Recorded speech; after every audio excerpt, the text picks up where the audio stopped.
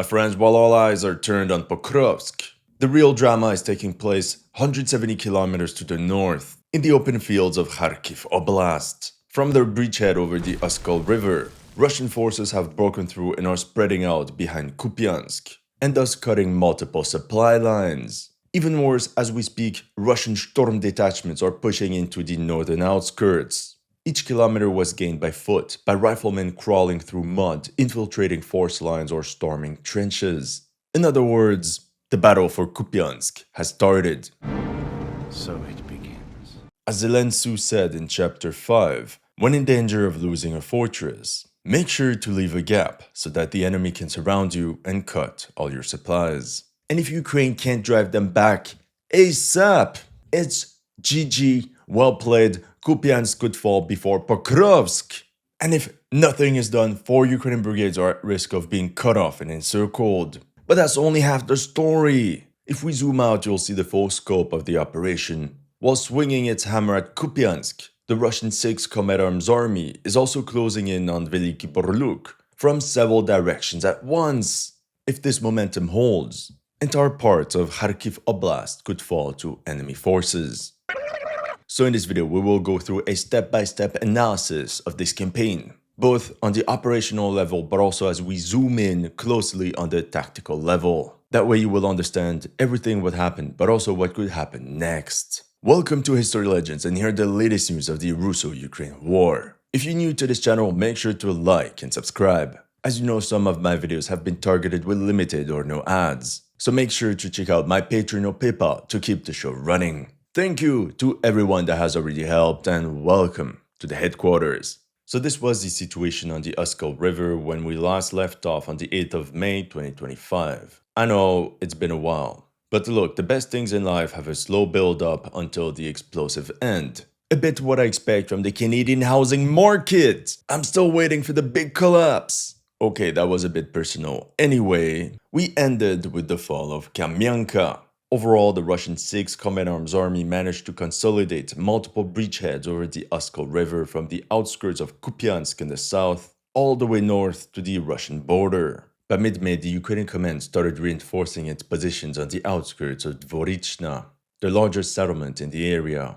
There were the 151st and 154th Mechanized Brigades, the 40th Separate Infantry Battalion Kodak. And no, before you ask, this battalion is not financed by the rapper Kodak Black. You see, it's not really their jam. Then there's the 8th Mountain Assault Battalion, the 5th Slovozhansk National Guard Brigade, and elements of the 3rd Tank Brigade. All this brought Russian efforts to break out to a deadlock. In my previous video, I questioned whether the Russians would strike Kupyansk or if they would target Veliki Borluk first. By the end of this video, you'll get a clear answer. On the 13th of May, Russian patrols were intercepted by FPV drones southwest of Dvorichna. In the footage, we see how a Russian soldier tried to move undetected using an anti-thermal cloak. But somehow he did this in complete daylight. What was he thinking? I don't know if the guy got lost or simply the guy that ordered him on this mission is actually evil. In the following days, while the Russians crawled out of the swamps and tried to expand out of their bridgeheads, their firepower worked on weakening Ukrainian positions in Kupyansk. Here you can see the result of an FAB 1500 bomb. And there is another one. Entire buildings brought to ruins. But we can't question if there were any troops inside at the moment of the strike. Nobody really knows. At the same time, a Russian fiber optics drone sneaked in and destroyed an R-142 command and staff vehicle of the AFU. And then it was an M113 APC that was hit. Just like in Pokrovsk. This made the coordination very difficult for the garrison holding Kupyansk. Overall, May was a relatively calm month. Day after day, Russian velites in the Dvorichna sector would launch their drones.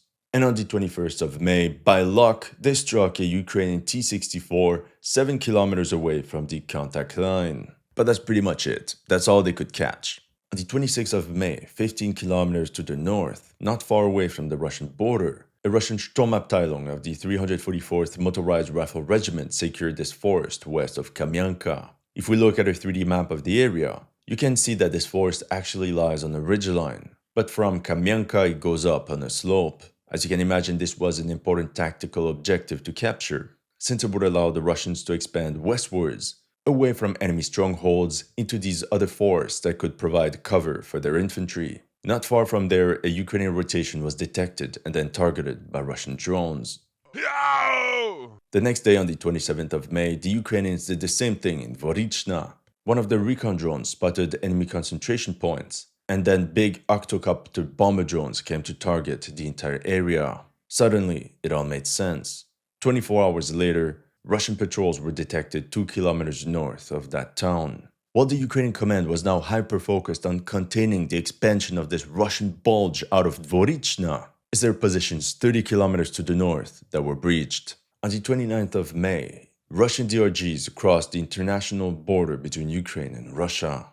In preparation of the attack, artillery pummeled enemy positions. And that's how the infantry was able to capture the village of Stroivka, or should I rather say the hamlet of Stroivka and its 10 houses. Wow, it's so big. Big win. From a tactical perspective, it was just a matter of time before the Ukrainian troops in that sector between Stroivka and Topoli said GG well played and got out. Since Russia's 6th Command Arms Army operating along the Oskil River didn't have any armored vehicles or tanks, it was imperative for them to use drones to pin down enemy reserves. In this footage, you can see multiple Ukrainian pickup trucks used for supplies and rotations being targeted.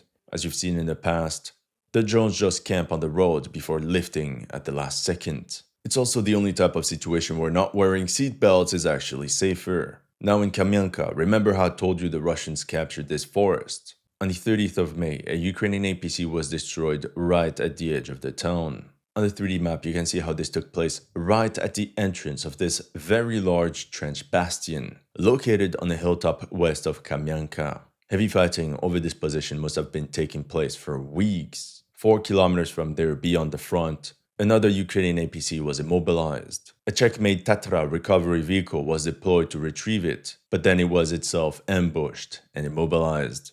All this to say that in May, the Russians barely made any progress.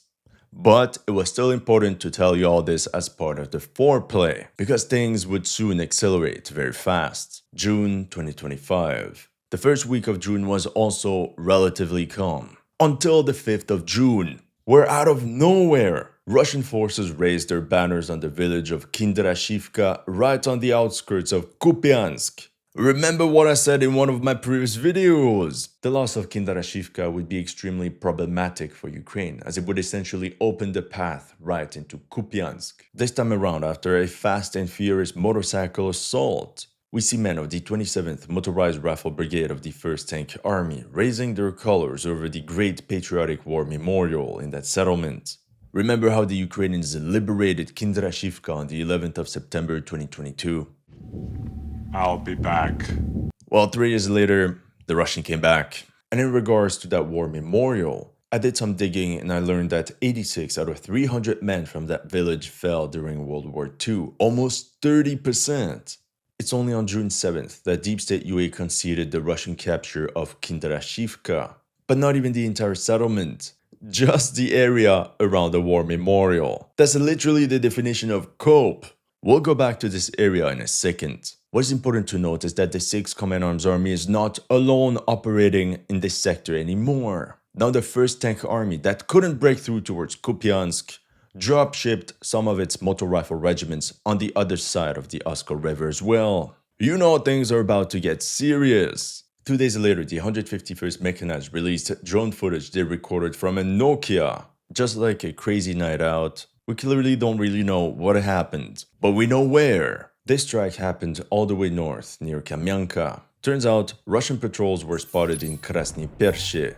The objective was to secure these 3 forested areas. June 11th, another disaster for Ukraine. Deep State UA reported the complete loss of Dvorichna and its surroundings. The Russians had effectively advanced 2.5 kilometers in all directions. It makes sense considering Russian DRGs were already operating near this road going north. It's not a surprise that Ukrainian bomber drones started targeting detachments heading towards Dovhenke. And then nothing happened for a while. That's the specificity of this front. High peaks of activity and then nothing at all. But then we quickly have to go back south to Kupyansk. On the 23rd of June, the Russians pushed 3 kilometers towards Ulyubivka. One more thrust and it's a touchdown inside Kupyansk. nothing to worry about. Steinchenko's counterattack will drive them out. A couple hours later, Deep State updated its map and the Russians were now in front of Radkivka. What's the procedure, everyone? What's the procedure? Stay calm! On the 3D map, you can see what the area looks like. We know the Russian storm detachments departed from Karinove. From there, we can guess that they moved into this forest, then along this tree line, where they ended up securing this farm. They must have faced barely any resistance, so they continued along this tree line and settled inside this forest after a 4-kilometer march. Where is our beloved Ukrainskaya Armia? What were they doing? Let's just hope they're not pulling reserves from the front for yet another incursion into Russia. July 2025. While the Russian 6th Combat Arms Army was pushing beyond the Oskil River, the 1st Tank Army tried to close in on Kupyansk from the east. That's how on the 2nd of July, Russian forces advanced east of Sinkivka and pushed almost 3 kilometers towards Petropavlivka. Friendly reminder that this 1st Tank Army tried breaking through the sector for the past 2 years. You can see this map by Rybar from the 9th of August 2023, it's the same! A couple of days before, the Russians also launched a mechanized assault on Stepova Novoselivka, but it was stopped. As you can see, a BMP, a BTR, and other light vehicles were destroyed during this push. 2 days later, in that same sector, Russian drone operators managed to take out a Polish-made Oskil armored vehicle. If we zoom out, we can see how the Russians are attacking this Ukrainian bridgehead over the Oskil River from all directions, but to no avail. Yeah, exactly. I think it's better to just go across the Oskil River. Yes, even with the tanks, yeah. That's when the Russian command activated its detachments along the Russia-Ukraine border.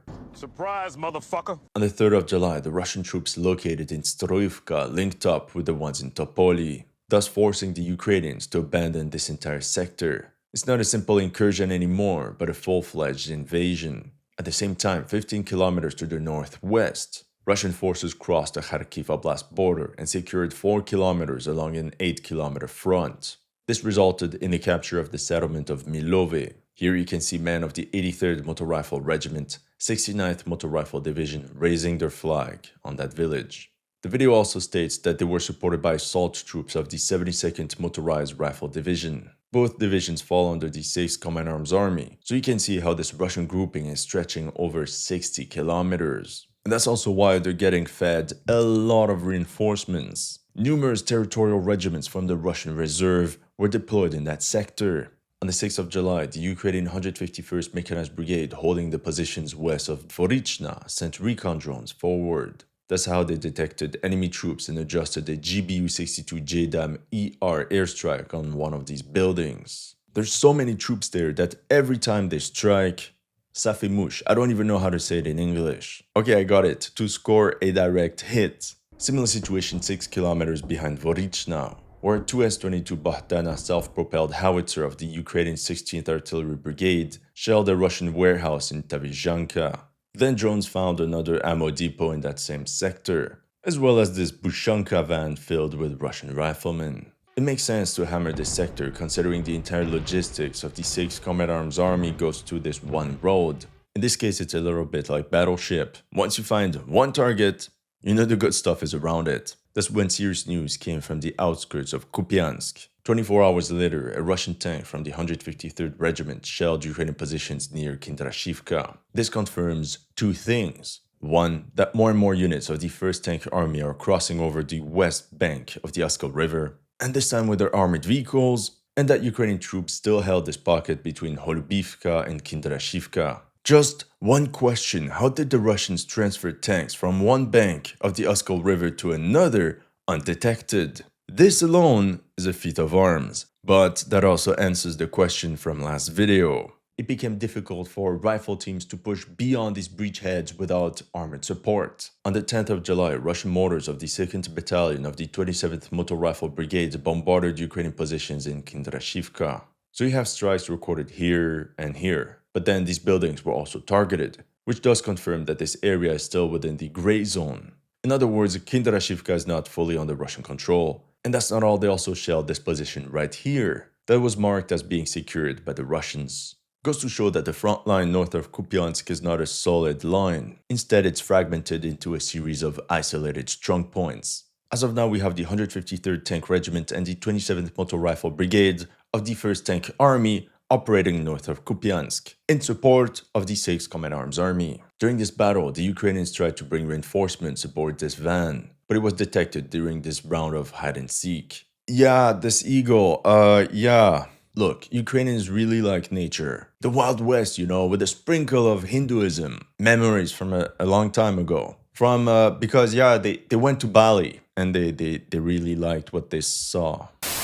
That's when, 24 hours later, Russian assault detachments stormed Kharkivka, this infamous hamlet and its 20 homes. But I'm not done, because the next day they advanced another 1,700 meters all the way to Moskovka, thus cutting the R79 highway going towards Veliki Borluk. This also meant that Russian patrols were less than 5 kilometers away from the PO7 highway supplying Kupyansk from the west. And what's crazy to me is while Kupyansk is getting flanked, the Ukrainian command keeps all its brigades on the east bank of the Oskil River. It doesn't even make sense. Madness. Madness and stupidity. It was also interesting to see how just south of Dvorichna, 3 Ukrainian fiber optics drones struck and damaged a North Korean Type 75 MRLS. The question remains, was it operated by Russians or North Korean troops? With that being said, Ukrainian intelligence indicated that North Korea deployed another 10,000 soldiers to Russia for Season 2. Although many will be deployed in support units for demining and construction, at least half of those are said to be combat personnel. To be honest, North Korean troops could perform very well in this sector of the Oskil River. It's the ideal terrain for small infantry unit infiltrations. So don't be surprised to hear about North Korean special forces suddenly deployed in Kharkiv Oblast. Now we have to go north in the sector of Kamyanka. Also on the 12th of July, as expected, Ukrainian forces were eventually forced to abandon all these forested areas between Petrivka and Kamyanka. This provides Russia with a formidable shield against future Ukrainian counterattacks, but also a perfect staging ground for offensive operations westwards, namely to push towards this road, flank the stronghold of Fiholivka, and link up with friendly forces in Vorichna. Then we continue to scroll north of the new DLC map, and on the 15th of July, the Russians advanced another 1,500 meters beyond Milove, and again on the 18th. No major news for the following week until the 24th of July, when Ukrainian drones swarmed a Russian patrol. The problem is how this happened right here, literally the first building part of the administrative boundaries of the city of Kupyansk. We have captured a building, my lord! My friends, the battle for Kupyansk has started. So it begins. That little patrol was just the tip of a large Russian thrust. 24 hours later, Deep State UA conceded the loss of all of Kharkivka, as well as a radius of 2.5 kilometers around it. Like we've just seen, Russian patrols were spotted north of Kupyansk, but also 4 kilometers beyond Moskovka. However, what Deep State didn't tell you is how other Russian DRGs were also detected along this railway line, beyond the settlement called Tishchenkivka. What are you doing here? This is a total disaster because all these villages will form the perfect staging ground for the Russian storming of Kupyansk. Ukraine needs to counterattack ASAP and drive these mujiks back into the fields. Unfortunately, all reinforcements are sent south towards Pokrovsk. While this battle of Kupyansk was taking shape, fighting flared up once again along the Russia-Ukraine border, while Russian aviation dropped heavy loads on the village of Khatnie, 3.5 kilometers away from Russian outposts. On the 26th of July, Ukrainian forces responded and eliminated Colonel Lebediev, the commanding officer of the Russian 83rd Motor Rifle Brigade. We have no details about what happened or how they did it, but he's gone. Simultaneously, a Ukrainian quick reaction force ambushed Russian troops, placing minefields right at the contact line. At 5 a.m., a tank and 2 BTR-4s from the 3rd Tank Brigade drove up to this tree line and fired at point blank at the Russian positions. At the same time, they were covered by another tank pouring shells from afar. A Russian FPV drone did strike one of the tanks, but the protective net around it took the bulk of the damage. The assault could continue and the rifle detachments inside the BTR-4s jumped into the tree line and cleared it. Same thing 2 days later, when the Storm detachment from the Skala regiment attacked Milove from the north. The assault was so rapid that the Russian soldiers ran away without their weapons. Our men flee the battlefield! August 2025. On the 1st of August, the Ukrainian 112th Territorial Defense Brigade targeted a Russian depot in this forest east of Dvorichna. There were so many of them, we could feel the Russian army was making preparations for an unstoppable thrust, the one you want to keep for after 5-7. On the 2nd of August, the Grey Zone expanded to this area north of Kupyansk proper. To no surprise, this entire sector between Radkivka and Holubivka collapsed on the 5th of August. The Russian ants were infiltrating the city across fields and forests. Nothing could stop them. The drone operators of the Ukrainian 114th Territorial Defense Brigade managed to target one of them in Radkivka. But while they were targeting enemy units north of Kupyansk, others were also sighted near Sobolivka, all the way behind Kupyansk. What a disaster! Maybe this dude just got lost, or maybe there were also hundreds of his bodies hidden in the forest. Since the Ukraine command wants to hold every inch of ground, they're forced to spread out their already thinly stretched forces all the way from the Russian border to Kupyansk. And to make the situation even more confusing, on the 7th of August, this time it's Ukrainian DRGs that were spotted inside Russian lines. This group of soldiers trolled the enemy as it was spotted inside Radkivka. This really goes to show how porous the entire front line really is. 24 hours later, Russian mortars bombarded Ukrainian positions at these two locations, which confirmed that the front consisted of small islands of resistance scattered across the area. That's when the Ukrainian command post in Veliki Burluk panicked, as more and more Russian soldiers advanced using these anti-thermal camouflage cloaks, the same ones that allowed this Russian breakthrough in Pokrovsk. Some groups were detected, but many got through. On the 12th of August, Ukrainian drones harassed Russian forces positioned in this forest, and they also managed to damage some of their supply lines by targeting this bridge. A little bit to the south, on the 15th of August, Russian artillery started shelling Dvorichanske. We'll get back to this in a little second, but I do wanted to mention how on the 16th of August, a Russian army column was destroyed in the forest north of Kupyansk, namely 2 tanks and a number of MTLB troop transports. No surprise, we're talking about the 1st Tank Army. But then came the shock factor. On the 19th, Russian DRGs managed to infiltrate into the city center of Kupyansk. I've heard this story before. We know this because Russian saboteurs were hiding inside this shed, and they refused to surrender. In turn, this Ukrainian tank turned the entire cabin to dust. If you ask me, a bit of an overkill, but yeah. According to the latest news, this is the front line in Kupyansk. The Russians are in control of the cemetery and the gas station in front of it. Other Russian storm detachments are advancing towards the city along the Oskil River via Mechnikov and Michurin streets. So in summary, this was the situation on the 8th of May 2025 on the Oskil front, and this is the situation now. 3 months later, we went from a front that was stagnating to one that is now besieging Kupyansk. So what can we expect next? The command of the Russian 6th Command Arms Army will continue to concentrate its main efforts on the bridgehead north of the city of Kupyansk. Together with shock elements and armored vehicles from the 1st Tank Army, they will make preparations for the storming of the city. To do so, the Russians will also try to secure this set of villages centered on Kindrashivka. In turn, this could trigger a large Ukrainian counterattack to push the Russians out of these very strategic strongholds. If not, this could trigger the retrograde withdrawal of Ukrainian forces from the east bank of the Oskil River, which in my opinion is the only way to reinforce the garrison in Kupyansk. Now if we turn our attention to the north, near the Ukraine-Russia border, Veliki Burluk has emerged as a critical objective. The headquarters of the 6th Command Arms Army has established 3 primary axes of advance to secure this target: Milove, Kamyanka, and Dvorichna. If we think about the possible course of action, we can expect Russian units in Milove to continue grinding forward. From these troops positioned in these forests and in the Stroivka-Topoli sector, the Russians could flank the Ukrainian remnants around Kamyanka, and once that's done, they could push towards Kolodyazne and the Verkhnya Dvorishkova River. Actually, this could be combined with another border crossing operation. The idea would be to unite the Milove, Kamyanka, Dvorichna fronts as they advance towards Veliki Burluk. As for the Ukrainian command, they don't have enough forces to defend all the huge empty space in the northern part of Kharkiv Oblast and Veliki Burluk and Kupyansk at the same time. They will have to make a choice, and to be honest, that choice is very easy. That's all I have for you today. Let me know in the comment section what you thought of my analysis. If you're new to this channel, make sure to like and subscribe. And if you want to support my channel, make sure to check out my Patreon or PayPal. The links are in the description below.